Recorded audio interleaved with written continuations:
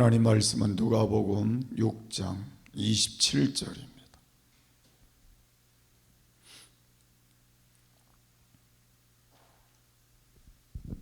(32절까지) 우리 한 목소리로 읽겠습니다. 그러나 너희 듣는 자에게 내가 이르노니 너희 원수를 사랑하며 너희를 미워하는 자를 선대하며 너희를 저주하는 자를 위하여 축복하며 너희를 모욕하는 자를 위하여 기도하라. 내 입뺨을 치는 자에게 젖뺨도 돌려대며 내 겉옷을 빼앗는 자에게 속옷도 금하지 말라. 물은 내게 구하는 자에게 주며 내 것을 가져가는 자에게 다시 달라지 말며 남에게 대접을 받고자 하는 대로 너희도 남을 대접하라. 너희가 만일 너희를 사랑하는 자를 사랑하면 칭찬받을 것이 무엇이냐? 죄인들도 사랑하는 자를 사랑하느니라. 아멘. 우리 함께 인사하겠습니다. 할렐루야. 내가 믿으면 하나님의 영광을 보리라. 아멘.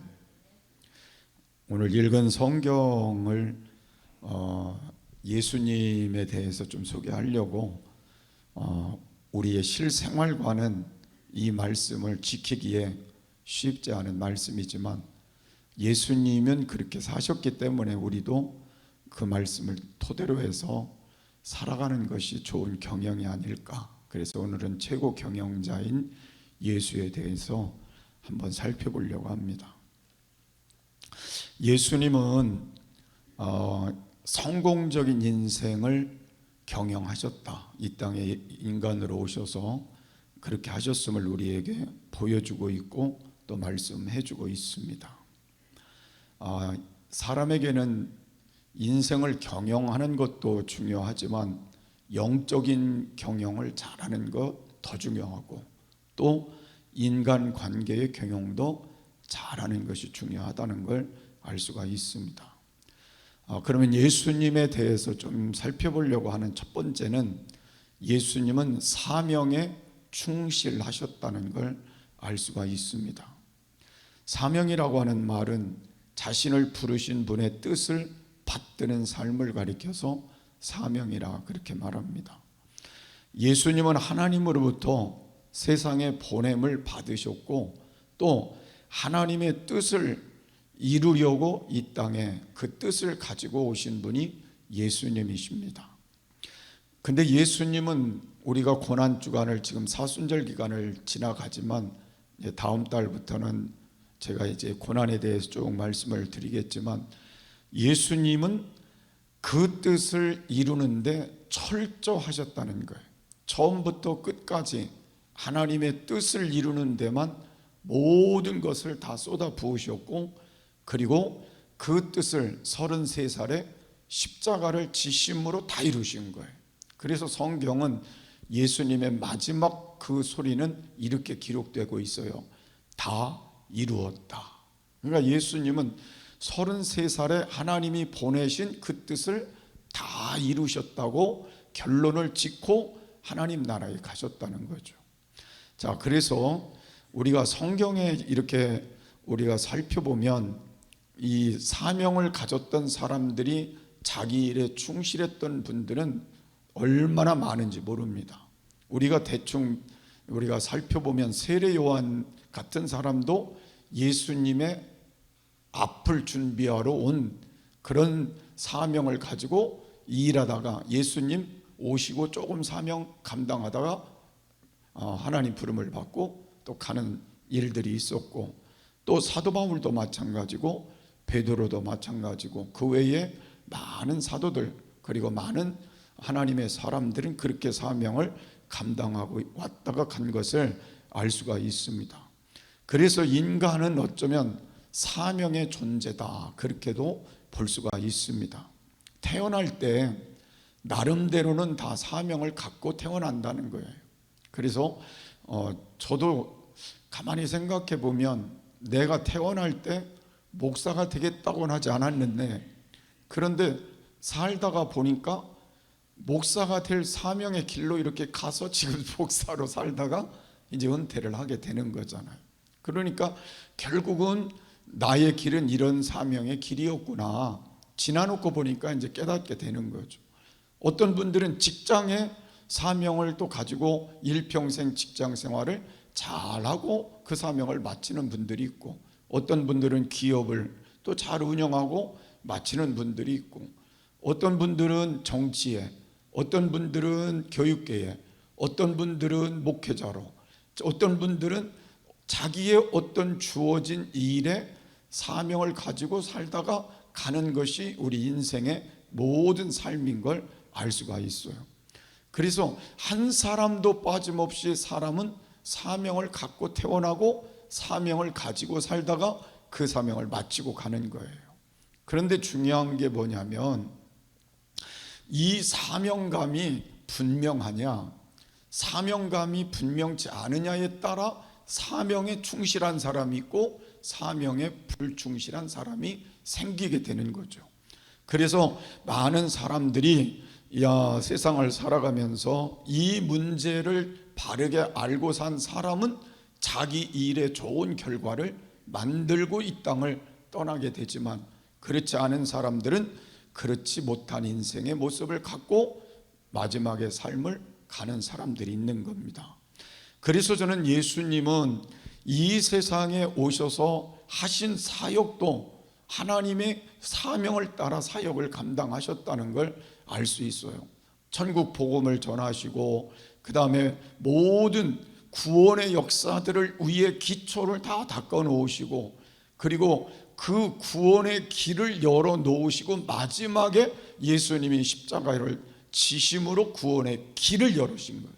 그리고 하나님 나라에 가셔서 그 뜻을 다 이루신 그 사명 때문에 오늘 우리가 구원받은 자로 이 땅을 살아가는 거죠. 그게 우리에게 가장 값진 삶이었음을 알 수가 있습니다. 그래서 여러분과 제가 오늘부터 살아야 될 일들은, 내가 하나님께 받은 어떤 사명이든지, 여러분이, 저는 목사로, 또 장로님은 장로님으로, 교회에서는 또 권사님은 권사님, 집사님 집사님, 또 그 사명도 필요하다는 거죠. 그래서 그걸 깨닫고 내가 그 사명을 잘 감당하는 것도 중요하고, 사회적으로 아까 말씀드린 대로 내가 직장이면 직장에서 어떤 일을 운영하는 데서, 가르치는 일이면 가르치는 데서, 또 모든 일들을 사명으로 알고 잘 감당하는 그 자리가 될 때 그 위치에서 좋은 영향력을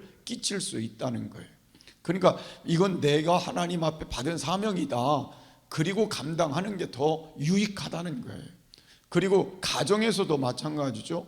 부모의 사명을 잘해야 가정을 잘 세워가는 거예요. 남편의 사명을 잘해야 가정이 잘 세워지는 거예요.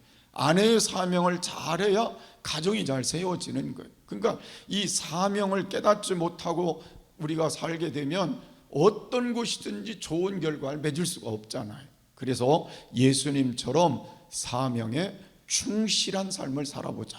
그래서 그런 신앙을 가지고, 그런 마음을 가지고 여러분이 살아가면서 예수님이 사명을 잘 마치고 다 이루었다, 이 결론을 내시고 승리하신 것처럼 우리도 마지막 우리가 이 세상 떠날 때 다 이루었다, 이 고백을 할 수 있다면 얼마나 좋겠어요.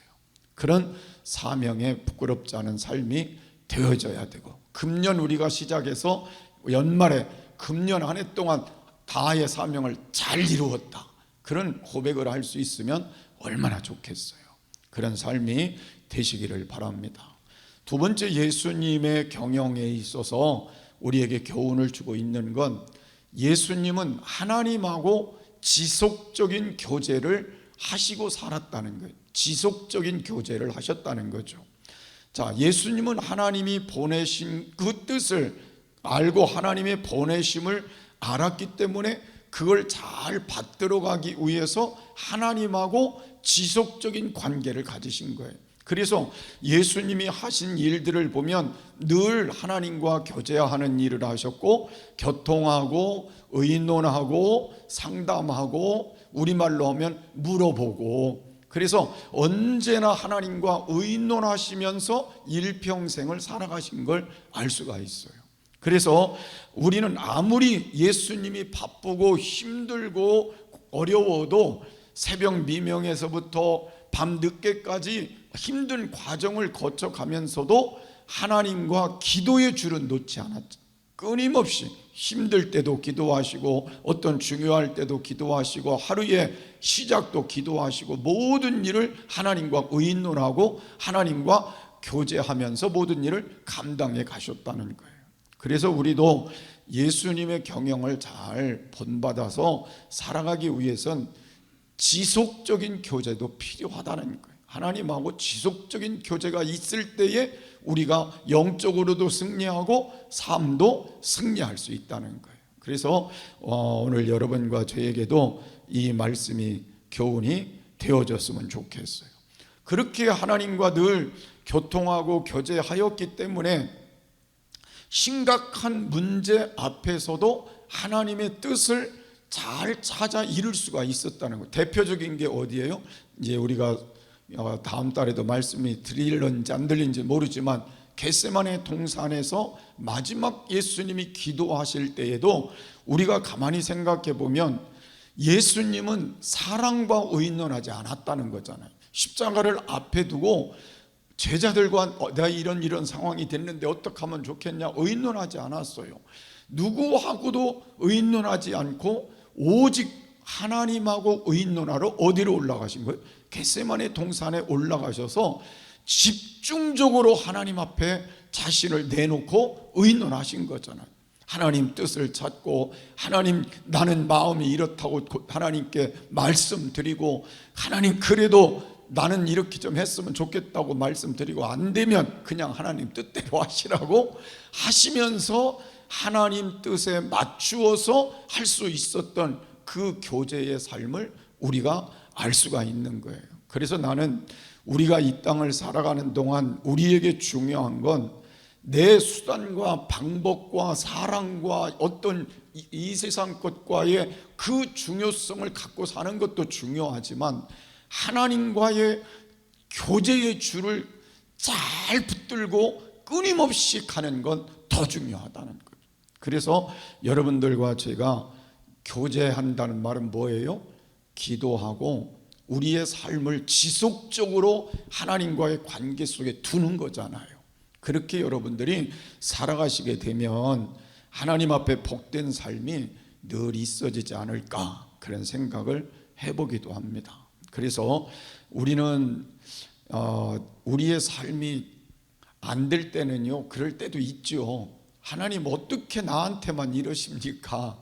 다른 사람들은 잘 이렇게 안 살아도 뭐 다 잘 되고 복되고 그러는데 건강한데 왜 나는 주를 위해 이렇게 열심히 살라고 하고 하는데도 나만 이렇습니까? 우리 가정만 이렇습니까? 우리 애들만 이렇게 할 수도 있죠. 그럴 때도 있어요. 그런데 어떤 때는 또 너무 잘 또 되면 자만해져서 내가 잘해서 된 줄 알고 내가 잘나서 된 줄 알고 교만해가지고 또 살 때도 있어요. 그래서 우리가 해야 될 일은 하나님 모든 일에 하나님의 영광을 중심으로 사는 게 맞다는 거예요. 그러니까 하나님과 교제를 하다 보면 그 영광의 자리는 하나님이 대한다는 거죠. 그걸 우리가 깨닫고 사는 것도 굉장히 중요하다.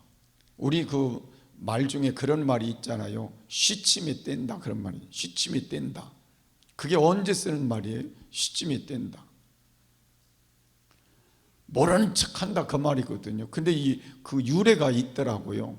이 시침이라고 하는 말은 옛날에 이 매를 잘 길들여 가지고 꿩을 사냥하는데 이 매를 썼대요.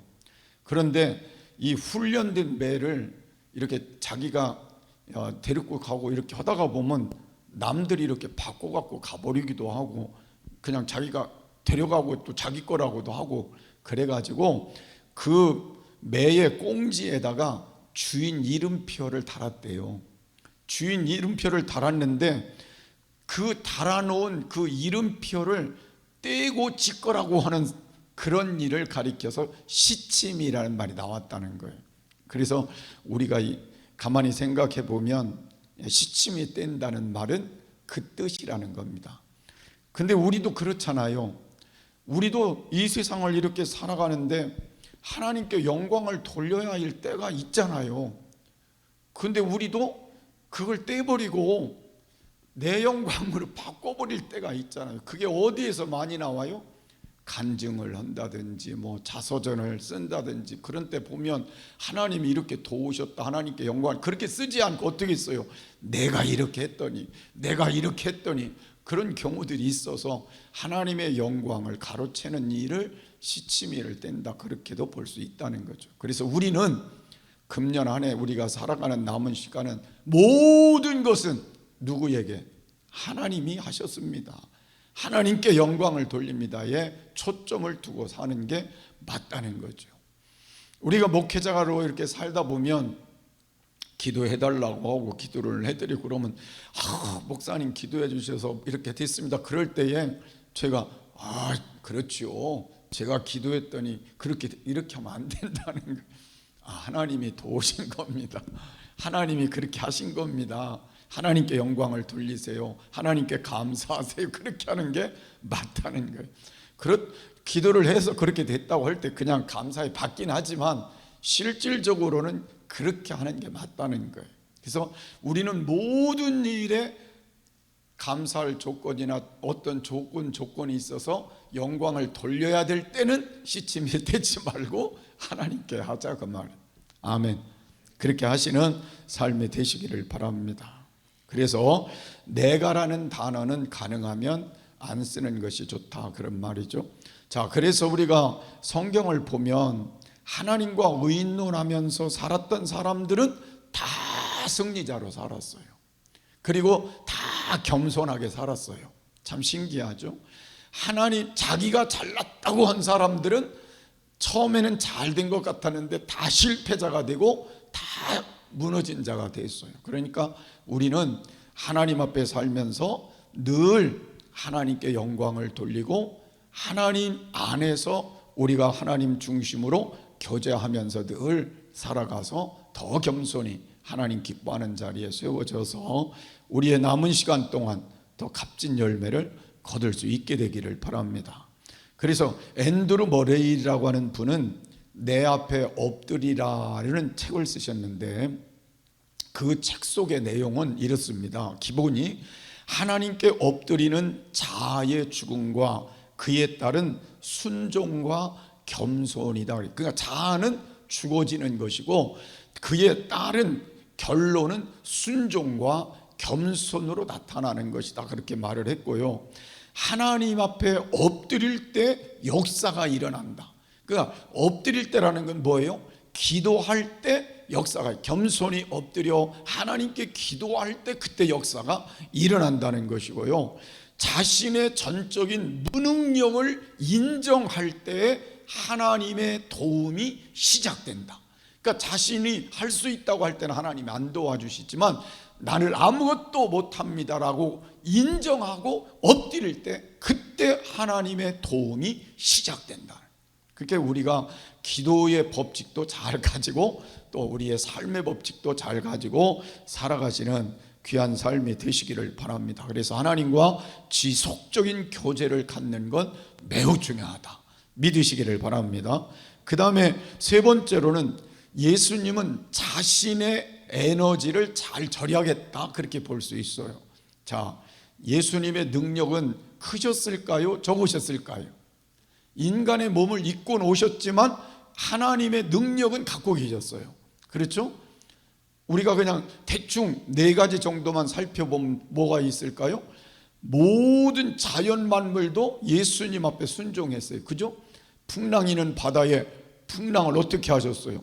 잔잔하라. 그러니까 풍랑도 잔잔하셨으니까 이 자연도 잔잔하게 하셨고요. 그 다음에는요, 귀신아 물러가라 했으니까 악의 영들도 영도 지배하는 능력을 갖고 계셨고요. 또 우리가 아는 대로 죽은 나사로를 살려내시고 나인성 과부의 아들도 살려내시고 야이로의 딸도 살려내신 걸 보면 무엇도 했었어요? 죽음의 문제도 능력을 가지고 생사화복, 생사를 생사의 주관자가 되셨던 분도 예수님이셨고, 그 다음에 가지각색의 병을 다 고치시는 그런 능력을 나타내 주셨기 때문에 예수님은 우리에게 있어서 모든 능력에 부족함이 없는 분이셨죠. 인간의 몸을 입고 오셨던 그 한계 속에서도 그 능력을 갖고 계셨던 분이라는 것. 그런데 우리가 가만히 생각해 보면요, 만약 우리에게 그런 능력이 있다면 우리는 어떤 사람이 될 것 같아요? 그 능력을 과신하고 막 능력을 과욕으로 막 해가지고는 사람들한테 돈도 받아내고 막 이런 분들도 많이 있잖아요. 그죠? 내가 기도해주고 막 병 고쳐주고 해갖고 돈 얼마 해갖고 그런 사람도 있어요. 자신이 막 능력자라고 이렇게 해가지고 하는 분들도 있어요. 그래서 우리가 이 땅을 사는 동안요, 그렇게 할 수 있는 그런 때라도 예수님을 기억하고 능력을 절제할 줄 아는 것도 중요하다는 걸 말하는 거예요. 남들보다 내가 뛰어난 것 같아도, 잘하는 것 같아도 그걸 절제하면서 주님이 우리에게 가르쳐 준 대로 덕을 세우고 하나님께 영광을 돌리는 일을 위해 겸손히 그 일들도 잘하는 것이 중요하다는 걸 말씀하는 거죠. 그래서 오늘 저와 여러분이 이 땅을 살아가는 동안 하여튼 이런 문제도 좀 잘 갖고 절제의 삶도 살아갔으면 좋겠어요. 그런 말이 있어요. 사람이요, 칼을 가지면 칼을 사용하고 싶어진대요. 근데 그게 맞는 것 같아요. 사람이 뭘 가지면 막 사용하고 싶잖아요.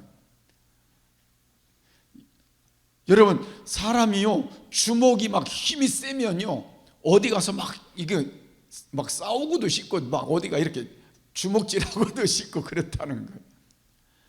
그리고 다 그렇진 않겠지만 돈이 막 자기 수중에 막 들어와 이렇게 되면요, 사치하고 싶어지는 게 사람의 속성이라 그래요. 그럴 때에 우리가 하나님 앞에 예수님을 생각하면서 절제하며 살자. 그럴 때에 어디 가든지 겸손하게 남을 나보다 더 낮게 여기며 더 귀한 존재로 살아갈 수가 있다는 거예요. 그래서 내게 가진 권력, 내가 가진 어떤 능력도 늘 절제하며 높은 위치로 갈수록 더 절제하며 그렇게 사는 것이 더 귀하지 않을까, 그런 생각을 해봅니다. 제가 목사로 살면서도 내가 목사기 때문에 이렇게 하고 싶지는 않았는데 혹시 뭐 여러분 생각이 어떨지는 모르지만 그렇게 사는 게 저는 좋아서 그렇게 살았고요. 섬겨주며 사는 게 저는 좋다고 생각을 하고 살았기 때문에 그냥 그렇게 살았고요. 또 그렇지 않은 분들도 있어요. 나한테 왜 이렇게 안 해주냐 그렇게 하는 분들도 있지요. 그렇지만 우리의 삶 속에서 위치가 올라갈수록 다 절제하며 내 섬겨주며 더 남을 나보다 낮게 여기며 사는 그런 삶도 중요하다. 그렇게 예수님을 닮아서 그렇게 할 수 있게 되기를 바랍니다. 예수님이 십자가상에서 우리가 가만히 생각해 보면요, 능력이 없어서 예수님이 십자가 지는데 그냥 다 그대로 막 그냥 순종하고 지신 게 아니잖아요. 성경에 보면 예수님이 그러셨어요. 야, 내가 힘이 없는 줄 아냐? 당장 12영도 더디는 영을 데려다가 다 멸해버리고 한순간에 내가 초토화시킬 수도 있다. 그런 내용으로도 설명한 구절이 있고요. 예수님이 그 많은 능력을 갖고 계셨음에도 누구의 뜻을 이루기 위해서요? 하나님의 뜻을 이루는 게 십자가를 지어야 되는 거기 때문에 그냥 다 절제하고 그대로 하나님 앞에서 사명을 감당하고 죽으신 거잖아요. 그래서 그 결과로 예수님이 위대한 하나님의 구속자가 된 거잖아요. 그리고 하나님의 영광을 높여 드릴 수 있는, 또 영광을 받으실 수 있는 자리까지 가시게 된 겁니다. 그래서 오늘 저와 여러분이 이 말씀을 잘 가지고 남은 시간 복된 삶이 되셨으면 좋겠어요. 자, 마지막으로는 자신을 기꺼이 어리석게 보이셨다는 말씀으로도 결론을 내고 싶습니다. 사람이 살아갈 때 똑똑하게 보이는 것도 좋고 그리고 똑똑하기 때문에 어디 가서 인정받는 것도 대단히 중요하겠죠. 그렇지만 자신이 조금 부족하게 보이는 것도 중요하다는 의미를 예수님이 가르쳐 주고 계시는 내용들을 살펴볼 수 있습니다. 자, 어느 의사가 처음에 개업을 하고 얼마나 신이 나는지 그냥 자기가 이제 대단하게 지금 병원을 차리고 했으니까 막 자랑스럽게 이렇게 하고 있는데 손님이 지금 저기서 들어오는 거예요. 손님이 들어오니까 저 손님한테 잘 보이려고 전화를 들고 전문 영어를 써가면서 누구하고 대화하는 거 지금 막 대화를 하고 있는 거예요. 근데 그 들어오는 손님이 자꾸 쳐다보고 의아하게 쳐다보고 있는 거예요. 그러더니 전화기를 내려놓고 아이고 이렇게 오셔서 감사하다고 뭐 얘기를 하고 뭐 때문에 오셨느냐고 그러니까 그 양반이 뭐라고 얘기를 하냐면 예, 제가 전화 개통으로 왔는데요. 자기가 대단한 건 줄 알고 막 지금 전화를 했는데 개통되지 않은 전화를 붙들고 오는 걸 전화 개통으로 온 사람이 그 얘기를 할 때 얼마나 그 사람 마음이 그랬겠어요.